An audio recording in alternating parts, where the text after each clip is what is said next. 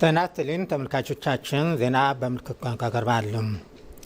ጠቅላይ ሚኒስትር አብይ አህመድ ከዩናይትድ ኪንግደም የኮመንዌልዝ ልማት ጉዳዮችና የውጭ ጉዳይ ሚኒስትር ጋር ተወያዩ። የኢትዮጵያና ብሪታንያ በስትራቴጂካዊ የኃይል መሰረተ ልማት ግንባታ ላይም አዲስ ስምምነት ተፈራርመዋል። ጠቅላይ ሚኒስትር አብይ አህመድ ከዩናይትድ ኪንግደም የውጭ የኮመንዌልዝና የልማት ጉዳዮች ሚኒስትር ይቬት ኩፐር ጋር በሁለትዮሽ እና ቀጠናዊ ጉዳዮች ላይ ፍሬያማ ውይይት አድርገዋል። ከውይይቱ ጎን ለጎን በሁለቱ አገራት መካከል የኢንቨስትመንት፣ የሀብት አስተዳደር፣ የቴክኒክ ትብብርን ጨምሮ ሁለት ግዙፍ የኃይል ማስተላለፊያ ፕሮጀክቶች ወደ ተግባር የሚያስገቡ የልማት ስምምነቶች ተፈራርመዋል።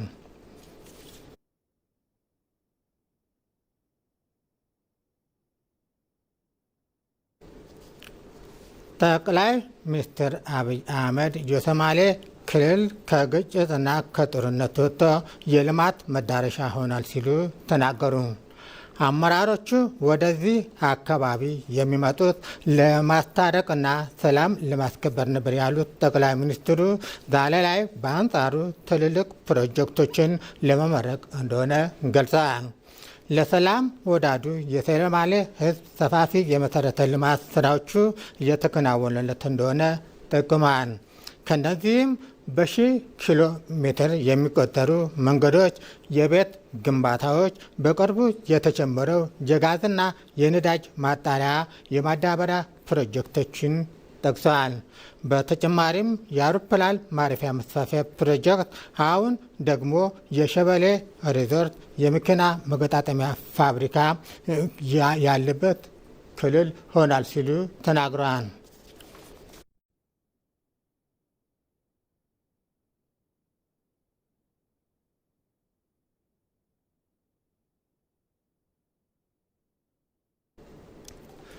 ኢትዮጵያ ትላንት ስታልማቸው የነበሩ ታላላቅ ራዕዮችን ወደ ተግባር በመለወጥ በአፍሪካ የብልጽግና ተምሳሌት ከመሆን ጉዟ አዲስ ምዕራፍ ላይ መድረሷን የመንግስት ኮሚኒኬሽን አገልግሎት አስታወቀ።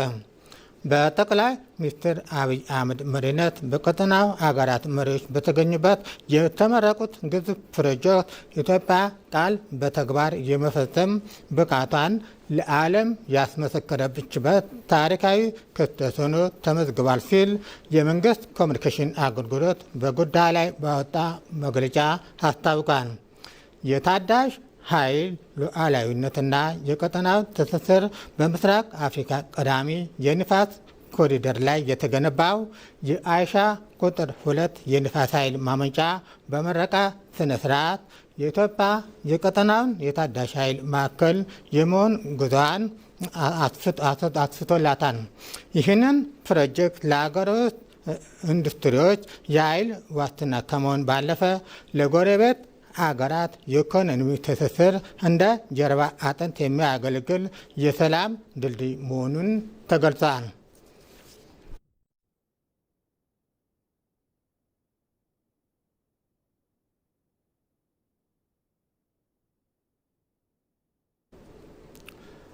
የአገው ሕዝብ ተፈጥሮ የሰጣቸውን ጸጋ ከራሱ የመስጠት ባህል ጋር አዛምዶ የኢትዮጵያን ብልጽግና ለማረጋገጥ በፈረስ ጉልበት ሊፈጥን እንደሚገባ ምክትል ጠቅላይ ሚኒስትር ተመስገን ጥሩነህ ተናገሩ። ምክትል ጠቅላይ ሚኒስትሩ ይህን ያሉት 86ኛ የአገው ፈረሰኞች ማህበር ክብረ በዓል ላይ ተገኝተው ባደረጉት ንግግር ነው። የአገው ሕዝብ ከጥንት ጀምሮ ፈረስን ለማህበራዊ፣ ለኢኮኖሚያዊና ለሀገር መከላከል ተግባራት ሲጠቀምበት የቆየ መሆኑን ጠቅሰዋል።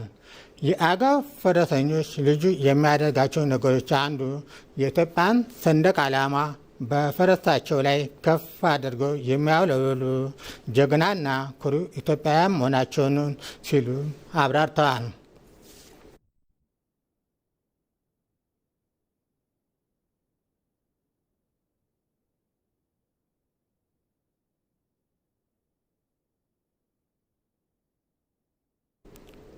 በመጨረሻም ባህር ዳር ከተማ የሚገኘው አማጋ የጨርቃጨርቅ ፋብሪካ መጎብኘታቸውን ምክትል ጠቅላይ ሚኒስትር ተመስገን ጥሩነህ ገለጹ።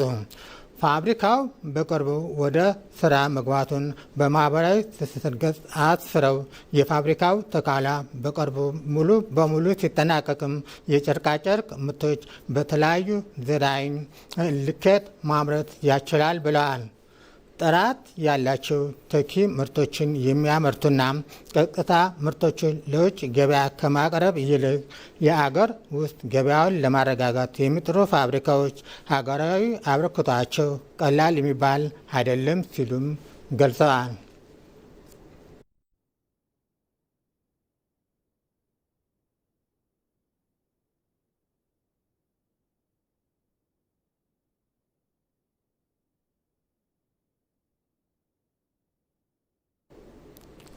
ዜናው አበቃ።